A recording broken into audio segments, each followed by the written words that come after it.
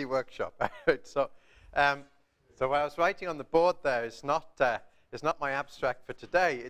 I've managed to find the abstract from my talk here. I just spoiled what I was going to do at the beginning. Never mind. This was my talk here at this workshop, the predecessor of this workshop, the one that we're supposed to be following up. Right? So this is what I talked about on the 24th of November 2009 in this room. And what I said is, I'll discuss results and open questions around rigidity for automorphisms, groups of free groups, and mapping class groups. I'll go on. In particular, I'll discuss actions of these groups on Cat0 spaces, as well as their linear and nonlinear actions on Euclidean spaces, blah, blah, blah. Okay? So I really wasn't sure what to talk about today, because I really don't have anything interesting to say about the Farrell-Jones conjecture in particular. So I thought I'd really give a follow-up talk to the last one and actually think about what I said last time and then think about what's changed since then. Okay, so that's what I'm going to talk about. That's number 2 on a list of historical things today. Number 1 is that somebody is 238 years old today. Does anybody know who? 238 today. I always find this easy to remember because this person has the same birthday as my father. Well, not the same year, but no, it's Gauss. It's Gauss's birthday today. Gauss is 238 years old today. So that was the first piece of history. So Gauss was born on this day in 1777.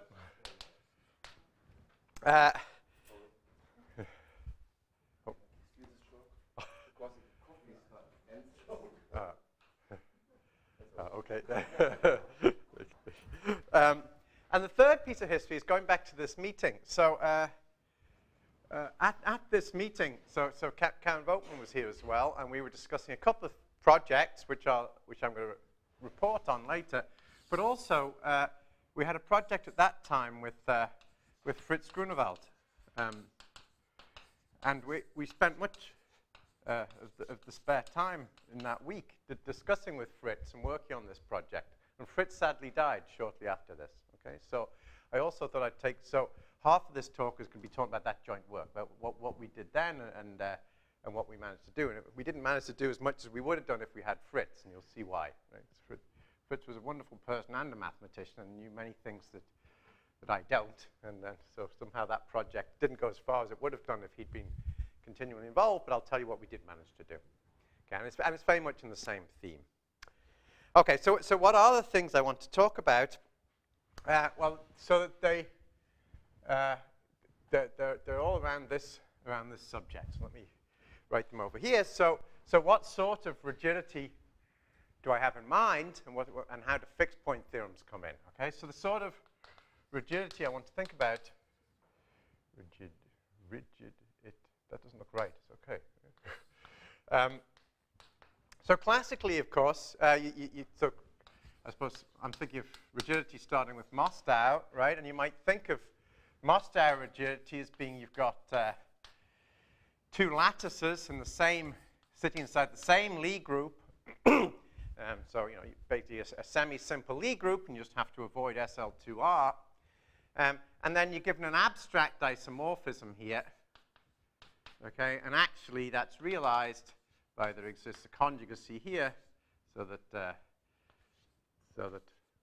actually is any abstract isomorphism is just a conjugacy in the group.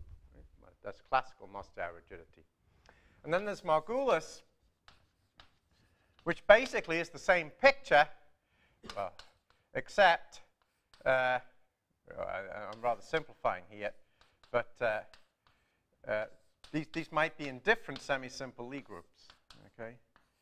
And what happens is again you get the existence of homomorphism there, making the diagram commute, okay? But sort of what you can take away from this are things, for example, this was sort of known a bit earlier by work of Menneker, but the only homomorphisms from say SLNR, it's let's say N and M, at least 3, from SLNZ to SLMZ are the obvious ones.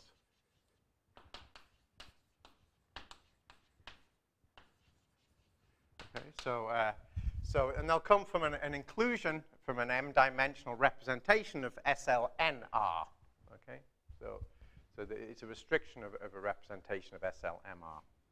And so when you're trying to think about how you might generalize rigidity, so how to generalize? So how to generalize? How to generalize? The theme of what Nigel was doing, saying, well, it's hard to get beyond Lie theory. Well, how are you going to generalize beyond Lie groups? Well, there's various ways you might do this. So basically, what you want to do, you want to replace lattices by other interesting, geometrically interesting groups. Now, sometimes that's lots of groups are geometrically interesting. So you might be interested in three-manifold groups, for example, or lots of other things, right? But sort of the two gems of the subject, if you like, are automorphisms or outer automorphism groups of free groups and mapping class groups.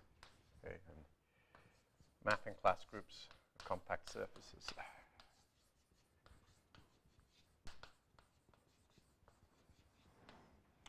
So so what sort of theorems would you like to prove? Okay, so you might be interested in homomorphisms from lattices to one of these groups, okay, to out of Fn or mapping class groups. Okay, so so what's gamma here? So gamma will always be, so here gamma will always be a lattice satisfying the sort of standard hypotheses of rigidity. So I just read here. So gamma, an irreducible lattice in a semi-simple Lie group,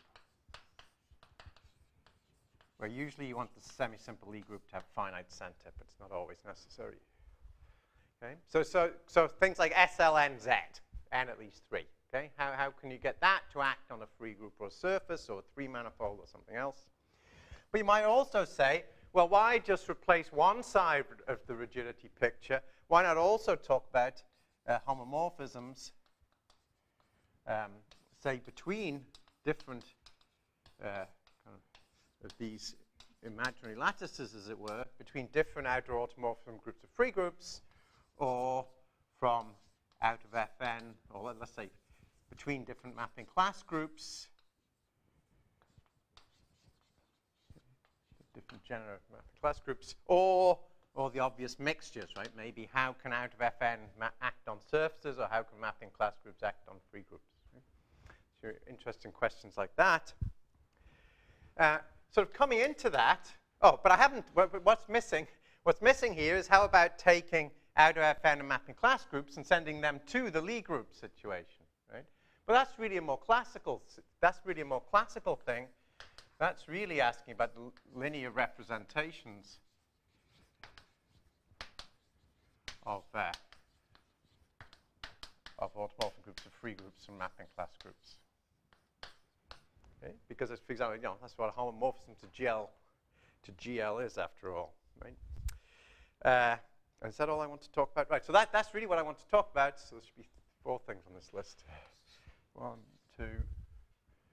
Oops, no, there's only 3. Fixed point theorems. Fixed point theorems, which I always think of as another form of rigidity. Okay, you've got this rigid, very conservative group, and you're trying to make it act in a wild liberal situation, something new, and it just refuses and says, I'm not going to act. Okay, now actions for communists and people like that. So. It might refuse to, when I say it refuses to act, well, it depends what you're trying to get it to act on. So one way of refusing to act is just say there will be no action at all. Okay, so you might say, okay, group, go and act by homeomorphisms on the plane. They might just say, no, there's no way I can act by homeomorphisms on the plane. It's beneath me. Right? Or you might say, go and act on a tree. And you might say, oh, there's no way I'm not going to act on a tree. But then say, oh, come on, it's obvious you can act on a tree because you can take your group and just, so here's the elements of your group. And then you can just cone it off to some point, and then it acts by permutation, right? So it can obviously act, but that's a pathetic action, right? So, and that's an example of the fact that in some settings, a refusal to act doesn't mean there's no actions. It means that we have a global fixed point. Okay, so one should think of sort of the existence of a global fixed point in some sense as a refusal to act. Okay, so that's what I want to do, and I know my notes are too long, so I'll just try not to rush, and we'll go through some of it. Okay, so let me start. So this is what I really want to get back to. Okay, these 4 things, and in particular, this work with Fritz that I'm going to want to talk about is kind of related to this. Oh, actually, I want to leave a bit more room here. So also here, I want to talk about and actions on Euclidean spaces and spheres. If you've never thought about this, let me give you a sample question there. Oops, too many stars.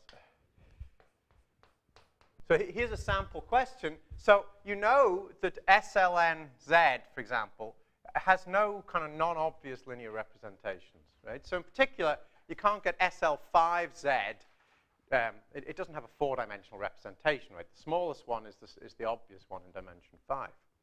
But what happens if instead of requiring it to act in a linear way on Euclidean space, you say, OK, you can just go and act by homeomorphisms instead? Right? And now the homeomorphism group is a big wild group, and so it's not so obvious what can happen.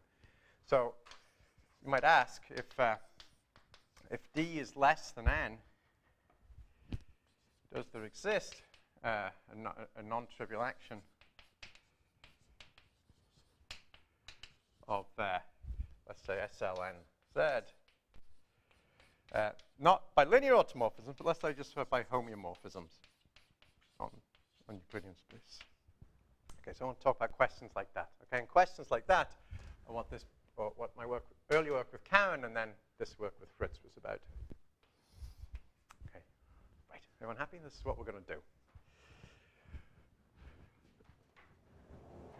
So let me start by talking about fixed point theorems, because fixed point theorems are different sorts. So I'm going to talk about 2 fixed point theorems, but we'll think of other sorts that are behind what I'm going to say. Right. I love this German technology, but I'm not very good at it. Let's see.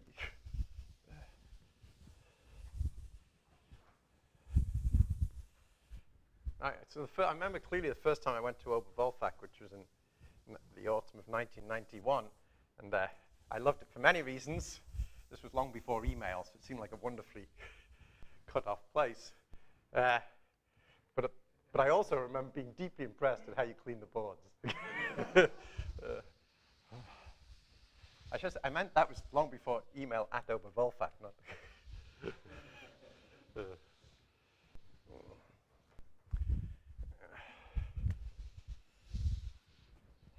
Oh dear, I told you I wasn't very good at this. You're not supposed to start at the bottom, are you? Okay. Oh dear, dear. Never mind. All right. Right, so there's 2, I like to think of it, so 2 types of fixed point theorems.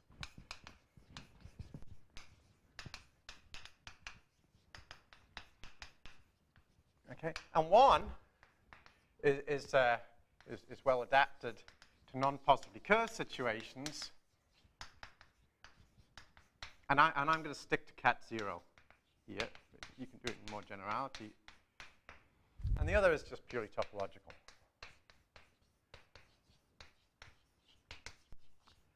And these are really different. So let me start. Which one am I starting with? So let's start with the cat 0 one, number 1. Okay. So what's the basic fixed point theorem? The basic fixed point theorem here was rediscovered by many people, but it's often called a Cartan fixed point theorem. And it's just the compact and that, the way this is usually exploited is finite subgroups of the isometry group of something nice, let's say a complete cat-zero space.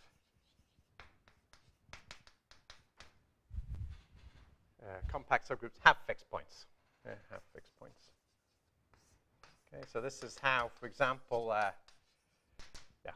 this is so why is it cut down? Because he was thinking about, the example he was thinking about was the X was the symmetric space for a semi-simple Lie group, and this is how you prove there's a unique maximal compact subgroup up to conjugacy, and this is how you prove there's only finite many conjugacy classes of finite subgroups and co-compact lattices, etc. And this is something you all know, so it's good to be told something you know early in the morning.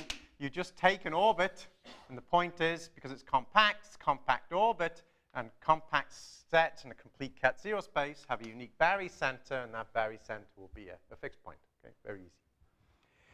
But now there's a way of sort of but that's one.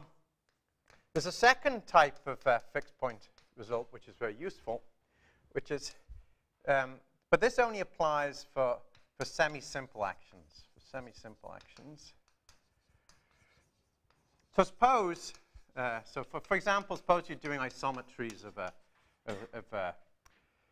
say a simplicial complex. Okay, so some setting in which you know you don't have parabolic isometries. Okay, so every isometry is either elliptic, either it has a fixed point, or it's loxodromic or hyperbolic. Okay, it'll have an axis of translation, and will translate by a positive amount. Actually, well, yeah. So then there's another fixed point thing which comes out. So in order to show something has got a fixed point, you just have to show it's not hyperbolic, right? Because there's only elliptics and hyperbolics. And there are different tools for showing that things are not hyperbolic. So here's an example. There's variations on this theme, but I rather like this one. Okay, so if gamma sitting inside some discrete group is such that gamma does not have infinite order in the abelianization of its centralizer. Okay. So you take the centralizer of gamma in big gamma, and then you abelianize. Okay. Now, so obviously gamma isn't its own centralized, but it may or may not have infinite order in there. Okay. Then gamma, then whenever gamma acts on a cat-zero space by semi-simple isometries, meaning either elliptic, well, let me say it like this. Little gamma is not a hyperbolic isometry or loxodromic. And actually, even if you allow parabolics, you can adapt this to say it can't be a parabolic with a positive translation number either, something called ballistic. So it's either, if you allow parabolics, and it's a parabolic that has a fixed point at infinity, moves things arbitrarily small distance. If there's no parabolics, then you have to have a fixed point. Okay? So that's a useful kind of fixed point theorem of a different nature to this one for semi-simple actions on cat-zero spaces.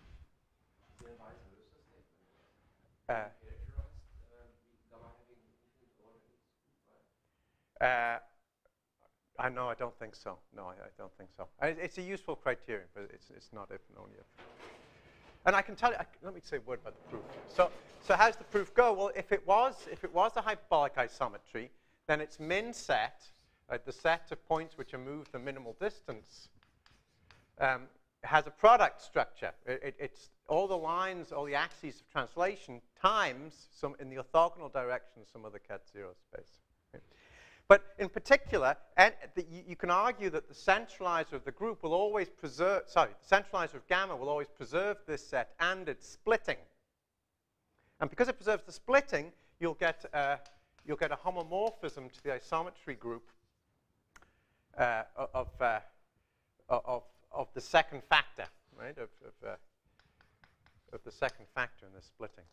And gamma will have infinite order in that homomorphism, right? And so but that's an abelian group, right? It's going to be preserving the direction.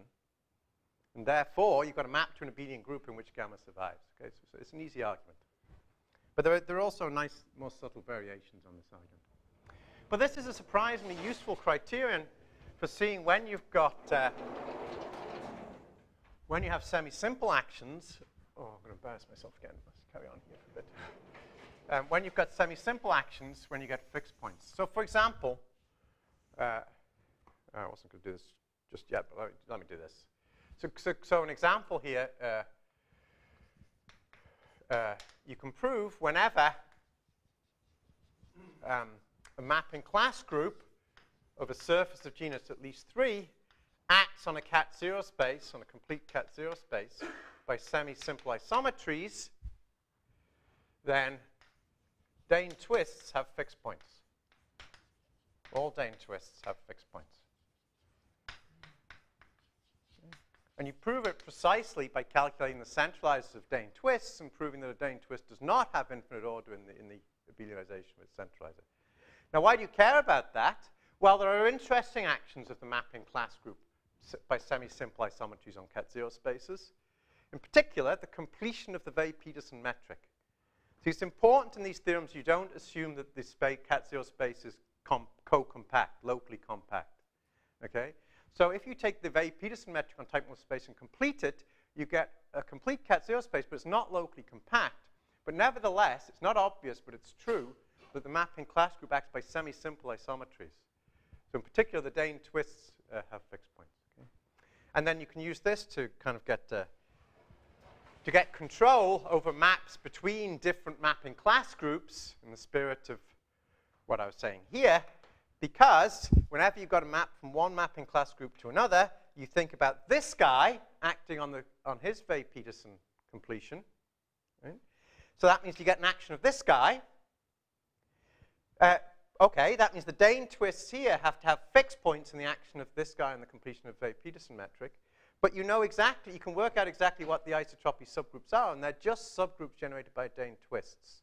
So it tells you any homomorphism, abstract homomorphism between mapping class groups will more or less have to sound Dane twist to Dane twists.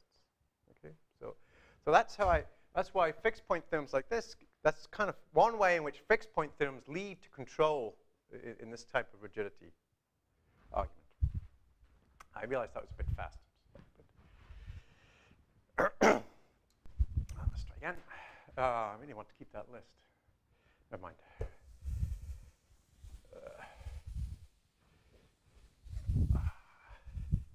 I guess it'll have to go. It'll have to go.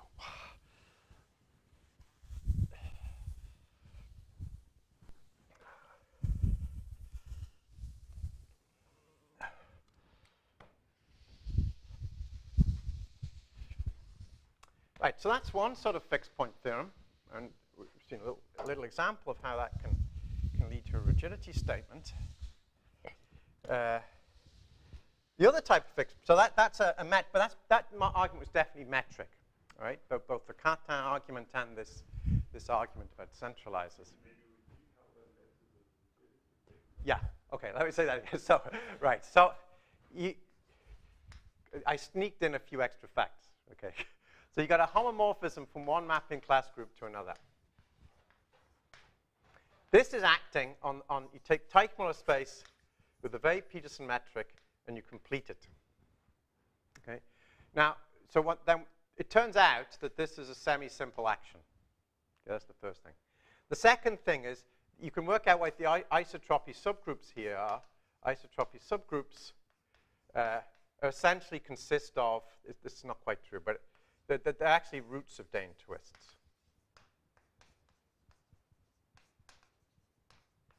They consist of roots of Dane twists. Okay? So you've got this group, an arbitrary homomorphism to this group. So this group is acting on this space. Okay? But then this example up here, by this calculation, will tell you that if you take a Dane twist here, it has to actually have a fixed point over here. But you know which elements have fixed points. They're roots of Dane twists. Okay? So in fact, the exact statement is if you take a homomorphism from one mapping class group to another, it always has to send roots of Dane twists to roots of Dane twists. So, and I like to think this is a sort of paradigm for more generally promoting fixed point theorems to rigidity theorems, right? So you've got some sort of fixed point theorem, and then when you've got a homomorphism, as long as the target group has nice actions, then you're going to turn that fixed point information and the knowledge of the isotropy subgroups into kind of rigidity information. Okay. Right. So let me talk now a bit about topological fixed point theorems. Now, and here basically, there's one classical tool. Okay, one classical tool. And that's Smith theory.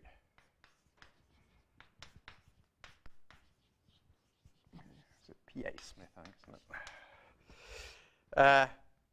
And so that works basically when you have torsion, and in particular when you have a nice a p-group torsion. And the sample theorem I want to use here is that if I think I'm only given the time, I think I'm just going to do odd prime. So p and odd prime. Then if you take an elementary p-group, just z mod p to some size d, then that can't act effectively, i.e., you always get a kernel.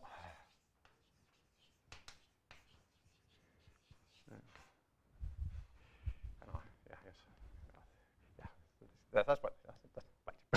Whenever it acts, there'll always be a kernel, right? So it's a mapping on what? Well, on spheres of dimension. Let me get my dimensions right. Which way have I done it? Let's say a sphere or a Euclidean space of one bigger dimension. Now, if m is less than 2d, except with my m and my m plus 1, I probably messed up. That's probably 2d minus 1. Yeah. Right. Well, why did I write a funny sigma instead of a sphere? Okay. So it's if sigma is a mod p generalized homology sphere,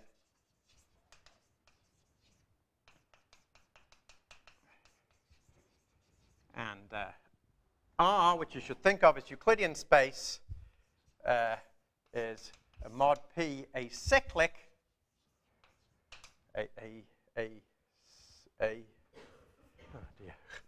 cyclic homology sphere, homology manifold. So you should think of it as a sphere and a Euclidean space. Okay, and this is dimension. Okay, m is dimension. Why is this just to be fancy that you go off into this more general class of spaces? No.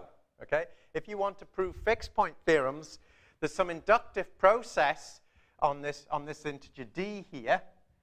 And what you do is you take the fixed, so everything's commuting, so you'll be good. You'll take one of the generators here and you look at its fixed point set. You argue that's not empty. And then you factor that out, and the rest of the group will act on the fixed point set. And you want to continue by induction. The trouble is that in the induction, the fixed, if you tried to do it just with Euclidean spaces, you'd need to know the fixed point set was again a Euclidean space, and it isn't.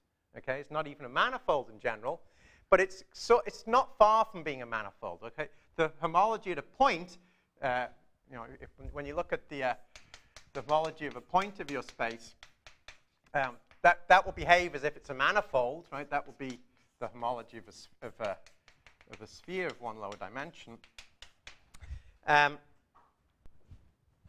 So that's what this means, okay? And the global homology groups will also be the right thing. So if they're acyclic, the global homology groups will be 0. If you're looking for a sphere, they'll be the homology groups of a sphere, okay? And mod p obviously just means all the homology groups are mod p.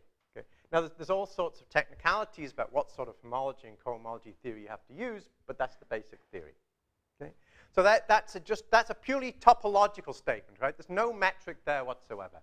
Just if you've got, for p groups, if you've got some p torsion, it's classical stuff, you can start getting fixed point theorems. And we would like to also use, so I had a question on the board before. Suppose I give you S, L, N, Z, and ask, okay, you know about its linear representations, but might it have any weird low-dimensional actions on Euclidean spaces or spheres? Okay? If you want to answer that sort of question, sort of cat-zero type fixed point theorems aren't going to help you, because you're asking about actions by homeomorphisms. So this is the sort of thing you're going to have to use to get the fixed point theorem to prove the rigidity theorem. It'll necessarily involve p-torsion, which has the distinct disadvantage that you need torsion. Okay? You're not going to get anywhere for torsion-free groups. Okay. I think that's all the warm-up I needed. Okay. Right, now, so let's start talking about some applications. Now, I want to mention something just briefly, because it's very much in the spirit of this, but it's also relevant to what Nigel was saying yesterday about who knows what happens when you get to monsters. We haven't had much talk about monsters yet, but I think we want to have some talk about monsters, right? So this is a paper whose author's names I shall not write out, because it takes long enough to write the initials. I suspect we have more initials than any other paper in mathematics. More letters, I mean. So it's Argentsever, Bridson, Leary, no, I missed one. Argentsever, Bridson, Januszkiewicz, Leary, Minasian, and Świertkowski. Okay, I think it's 54 letters in the surnames. Okay. So I'm not going to do justice to this at all. So this is a.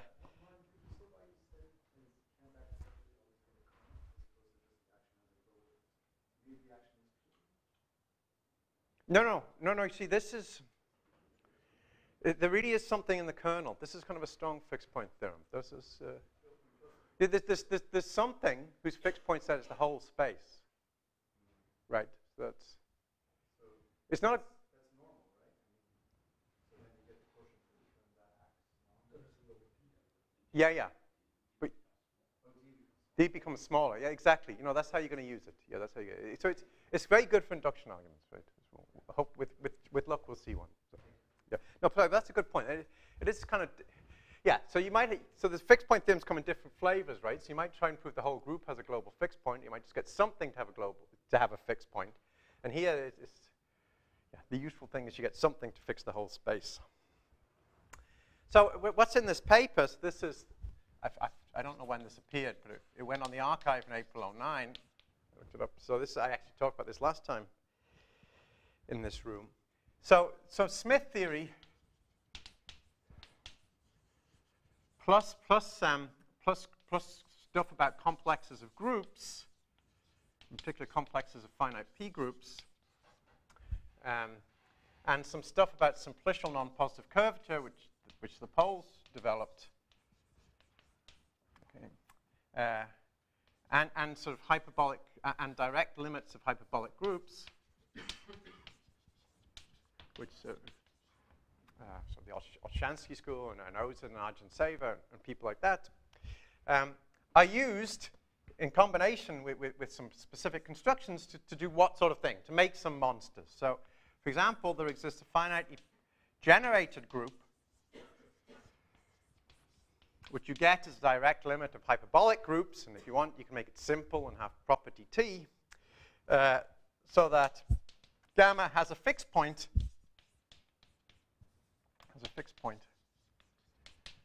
Whenever it acts on a finite dimensional space that is mod P acyclic, not for all primes, but for at least just for some prime, okay, just for one prime.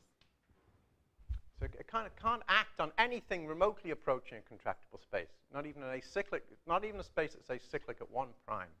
Okay. And this kind of makes your heart sink in terms of the Baum-Conn conjecture type constructions. Right? There are groups out there that just refuse to act on any of the sort of spaces you might want them to get acted on.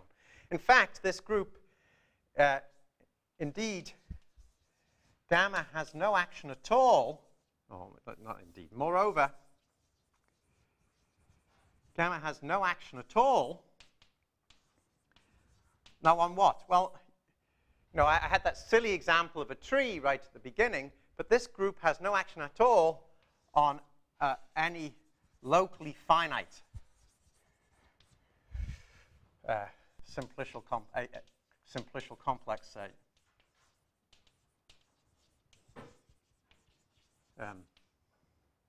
That is mod P acyclic for any P.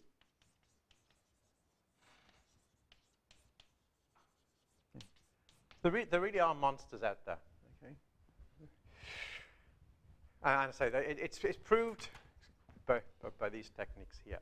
Now, we don't know how to make a finitely presented example like this, okay? But you can make pretty bad finitely presented examples. You can certainly make a finitely presented example which has no action whatsoever on a mod P acyclic homology manifold of finite dimension. Okay? You can get manifolds that certainly don't act. So you can get groups that certainly can't act on any manifolds, any reasonable manifolds. Okay. So there's one way, in terms of rigidity, we might be well, but that's kind of a bad thing. I mean, that's just a warning. There are lots of monsters out there. Let's do some better things.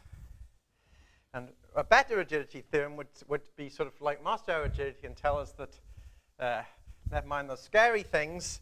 There are no scary things if you stick to nice groups. You'd like to say that for some nice groups, there are only the obvious actions. Okay, so let's have some theorems like that.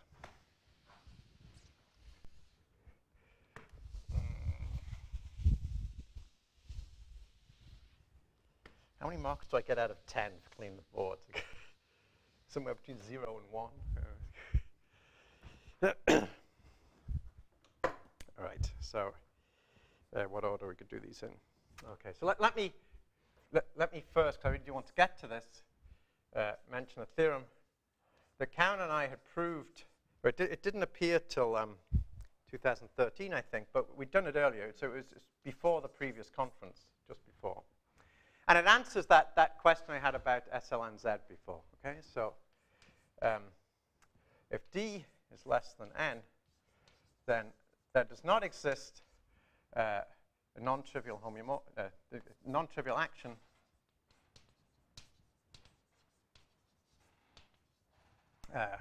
of let's say SL NZ on the homeomorphisms of, well, think of this as Euclidean space, or think of this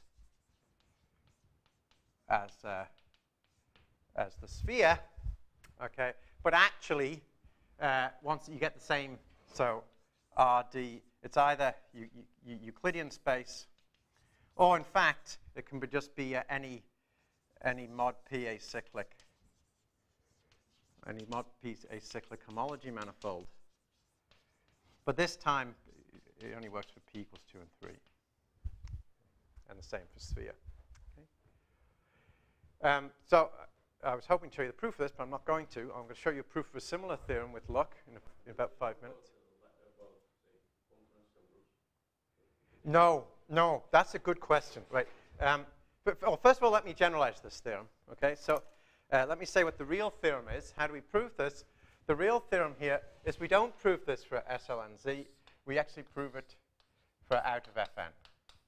Okay. Except out of Fn maps to GL, not SL. And so actually you put an S here. It's the subgroup of index 2 that maps to SLNZ. Okay. So we actually prove it for that group. And since that can't act, then this is a quotient of it. That can't act either.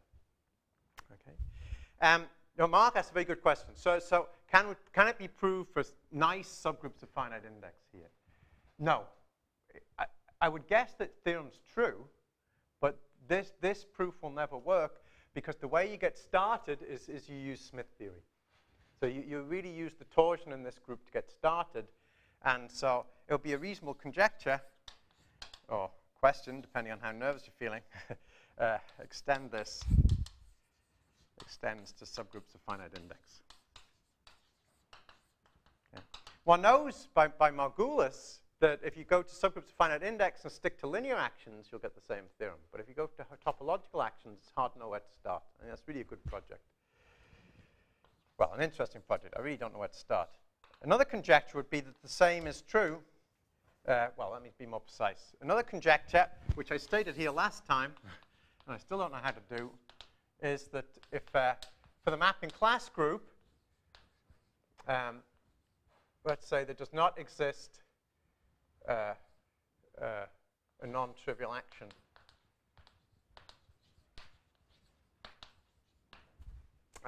of the mapping class group of a closed surface of genus G. Now, where's its first obvious action? Its first obvious action is the action on the first homology of the surface. Okay, so that is so the obvious action. Okay, the obvious action is from the mapping class group of the closed surface of genus G to the action on homology, which takes you to the symplectic group of SL2 in dimension 2G. Right? So there's a natural action on a linear action on a Euclidean space of dimension 2G. So the conjecture would be that there's no non-trivial action below that. Okay? So you try to act on a Euclidean space of dimension below 2G. There should be no action. Okay? Maybe here I'm probably forgetting that well, if G is 3, then you can map this finite group and represent it. We're ignoring that. Okay? It should not have any topological actions below the dimension of the linear action. Now, at the time I gave the last lecture, I actually went into some detail explaining a special case of this. Okay? And that is, so what about linear actions? Okay, what about linear actions? And I sort of explained some partial results towards proving that the symplectic representation is the smallest one. Okay? And I did that using, so what were these background results? I've wiped it off now. This theorem I had about semi-simple actions of mapping class groups on cat-zero spaces. Okay? Using the sort of ideas I've mentioned, but arguing quite a lot more, you can prove that whenever the mapping class group acts by semi-simple isometries on a space of dimension less than G, where G is the genus of the surface, then it will have a global fixed point. Okay, so you prove that fixed point theorem. Now, but by some, actually related to something Romain was saying about using valuations on linear images, you can promote that to proving that there are only finitely many irreducible representations of the mapping class group over any algebraically closed field up to dimension G, okay, which is a kind of weak form of what we're trying to get at here. And then Funard pointed out that you can also prove that there's no representations up to dimension about root G. Okay? But then somewhat later, I think it was 2000. I did write this down. So 2011, August 2011, independently Korkmaz and Franks and Handel proved this is indeed true. Okay, proved the theorem that the smallest dimension of at least a representation over C of the mapping class group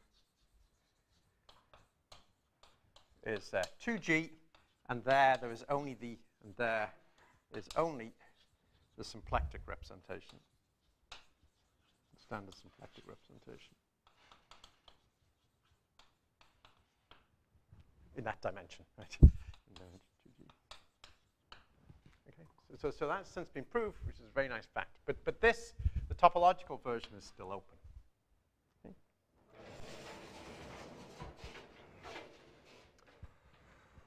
Right, so,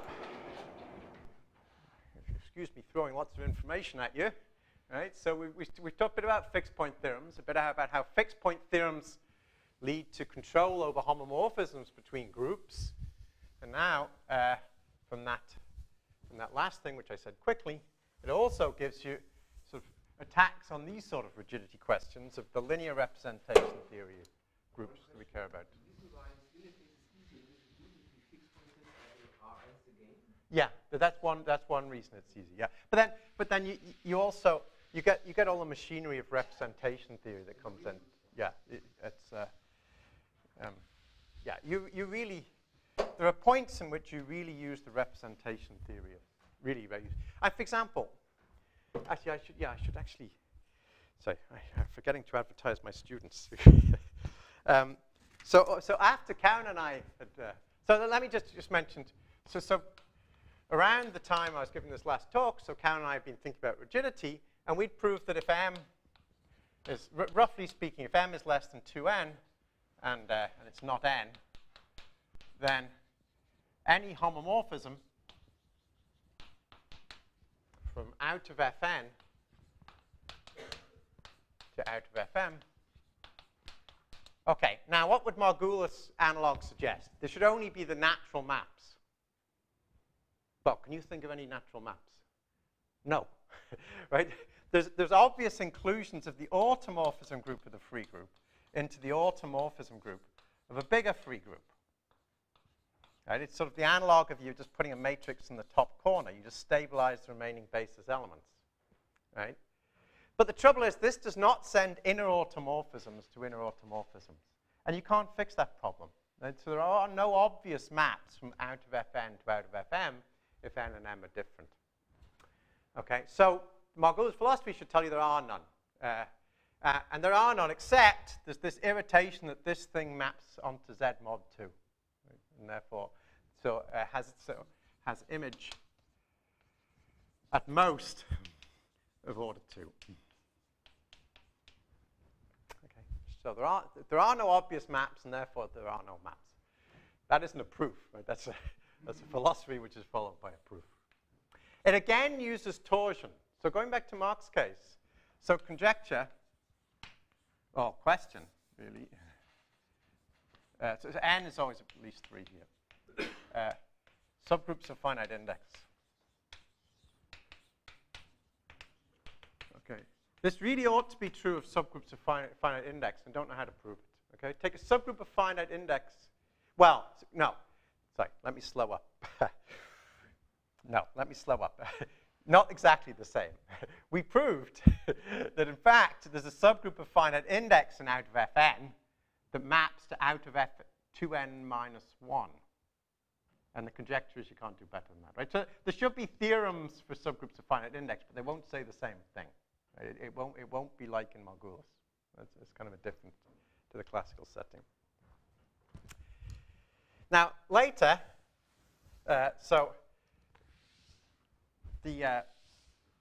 again here you study the torsion carefully. We don't use any representation theory in that proof. Now, then later I got a student of mine, David Kielak, who's now here in Bonn. So in his thesis, he managed to improve this to roughly quadratic in n. So roughly some technicalities. Roughly n choose at 2, which is the dimension where you start getting some extra representation theory, the symmetric square and the tensor square and stuff. Okay. But this does use representation theory. So this, going back, so this was spurred by Wolfgang's question. This does use representation theory.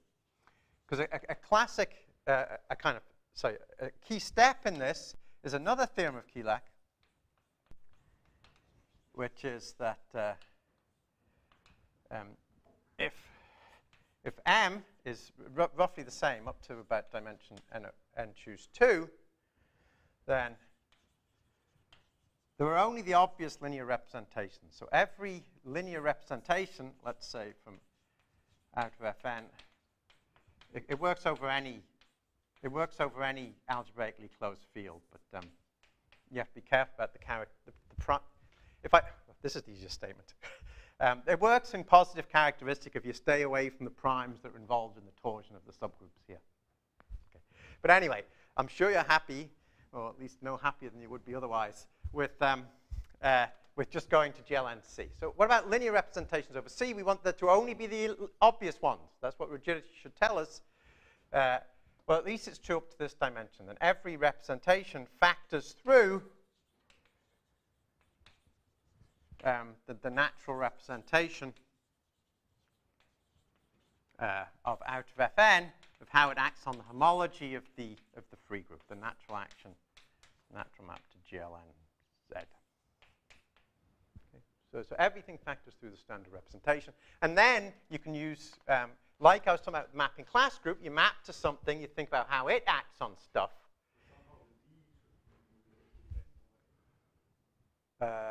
Yeah, oh, thank you. Yeah, D. Yes, thank you. Yeah, D should be M. So then you use it like the argument I was giving for mapping class groups. If you had one out of Fn mapping to the other, then that would be giving you a representation. Take the action of the target on its homology. That would give you a linear representation of this group, and then you use linear representation. This gives you restrictions. Now, when you're trying to do an argument like that, you're going to force one type of map, a map from out of Fn to out of Fm in this case, to factor through something that you think will be nicer. Right? Again, you sort of used some sort of fixed point theorem or rigidity to say to force something to factor through something smaller. But then you come back to what I think was first on my list of problems that you think about when you try to generalize rigidity, and that is, right, suppose you had this map from out of Fn to out of Fm. You force it to factor through GLNZ.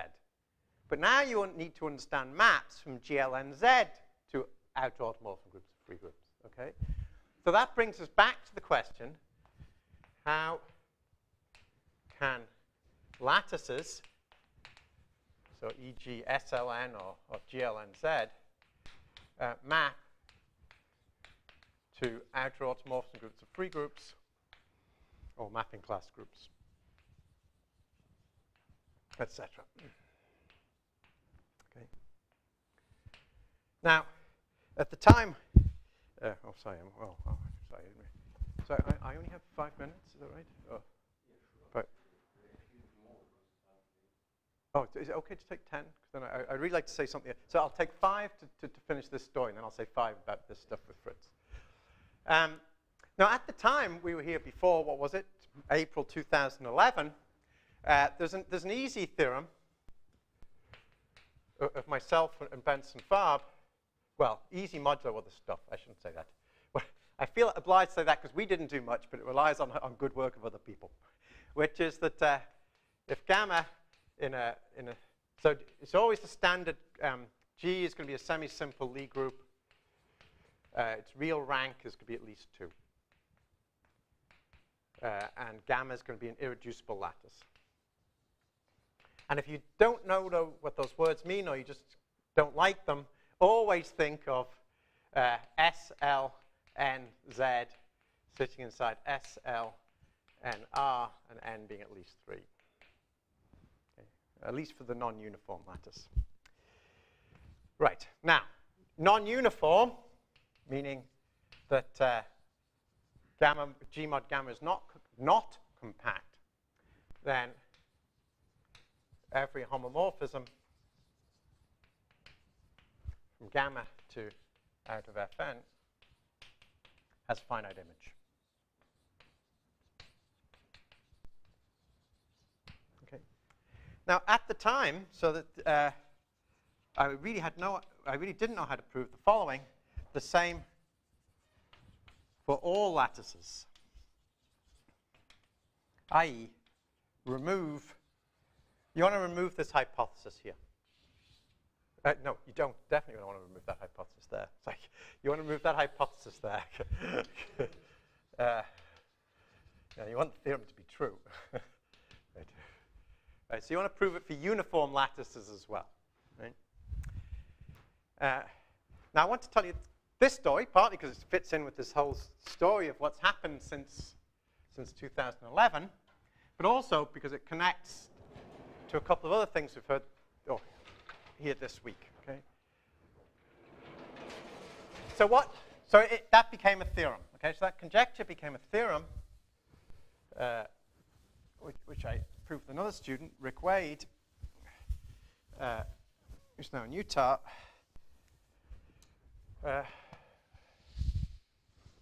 But I want to mention something about the ingredient to that proof, because it kind of shows, it ties in with the real advances in technology, which we'll hear about in Dennis's talk, and we'll hear about in Mladen's talk. Okay? So it became a theorem. I'm not sure when it was now, about 2011. See my notes over there. This is myself with another student, Rick Wade. Is the conjecture true? I.e., so G as above, gamma, a lattice, an irreducible lattice. Okay, so now it's uniform or non-uniform. Then every homomorphism from gamma to either to out of Fn. It also works for mapping class groups. I won't write it. That was proved earlier as finite image. Okay. Right. Now let me say a few words about the proof of this. Okay, so sketch of proof. So there was some real advances between when I gave the version of this lecture before and now that enable this to. So first of all, what Mladen's going to talk about, I think, is which is very much in the spirit of what other people have been doing, that there exists hyperbolic complexes and nice actions of out of Fn on those complexes. Okay? And then you can use the sort of the ideas of sort of roughly it's the acylindrical hyperbolicity ideas. That's very rough. Okay.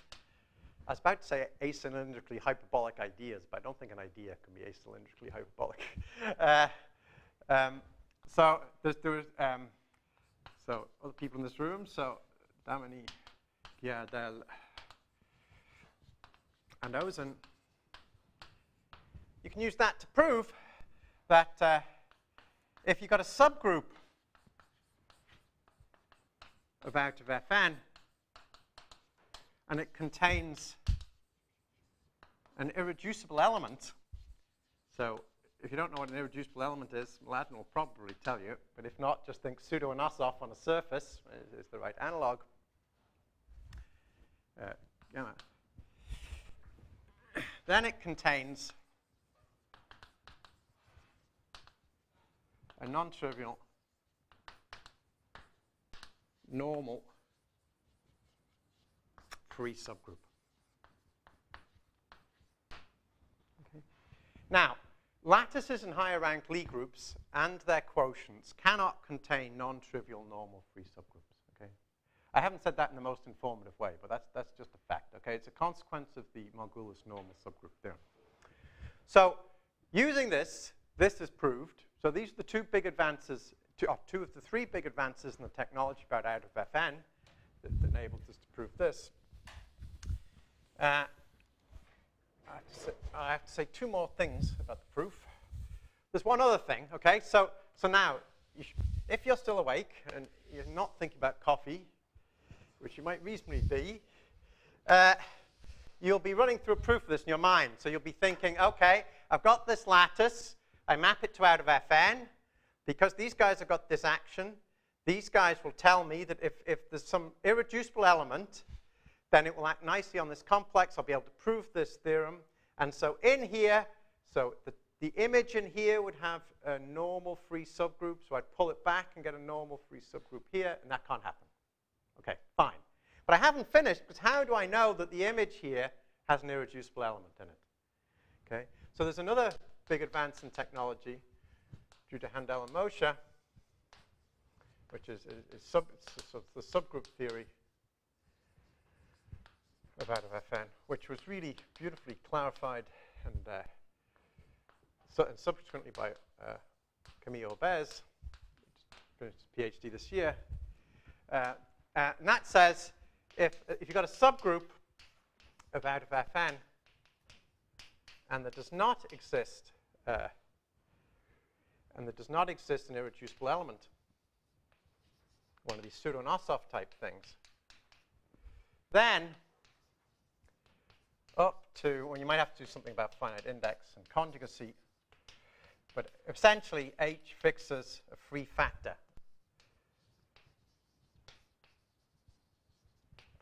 of Fn. Okay?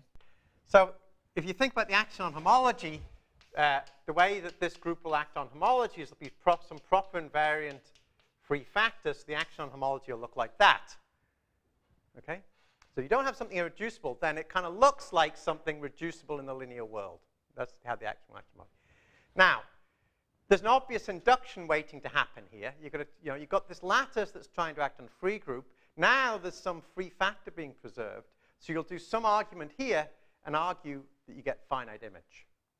But there's a problem that will work for the action on homology. There's an extra step you need. None of this technology works. You need other ideas to handle a case where the image of gamma falls inside the IAN or Torelli subgroup, the kernel of the natural action of out of Fn on its homology. Okay, so that's a different set of ideas that we did. But hopefully that's sort of, but we want to get to this, okay, to see how sort of all this technology that's been developed plays into these rigidity theorems and why this couldn't have been done in 2011 and it could be done since. Okay. Now, I've mistimed this, so I haven't got to tell you about what Karen and I did with Fritz. But let me just state a theorem and tell you why we needed Fritz. So the general, right, so I'll only take a couple minutes of your time. So relax. Think of the theorem that I told you about, that out of Fn can't act on a Euclidean space below the dimension of its natural linear representation. Okay. I also told you a similar theorem in the linear category for mapping class groups. Okay. Well, if it's going to be true in a lot of generality, maybe it's true for lots of things. Okay, maybe you can do it for lots of other arithmetic groups. So what you're after is theorems for arithmetic groups. So things like, things like the ring of integers in some number field, and take a linear algebraic group of it. Take something like that. It'll have natural linear representations, and you'd like to prove that when it tries to act on a low-dimensional Euclidean space, topologically, by homeomorphisms, it'll fail, okay? That you won't be able to get below the linear dimension. So, for example, or a better example, perhaps, is to take the symplectic group. Okay. So, the theorems that we prove of this sort, okay? So theorems of the sort that if D is less than 2G, then there does not exist a non-trivial action of the symplectic group by homeomorphisms. Okay, so it has to be on RD. But it's actually proved in so there's more general statements about affine group schemes and rings of integers over fields, and that's where we need Fritz. But I shall stop there. Thank you.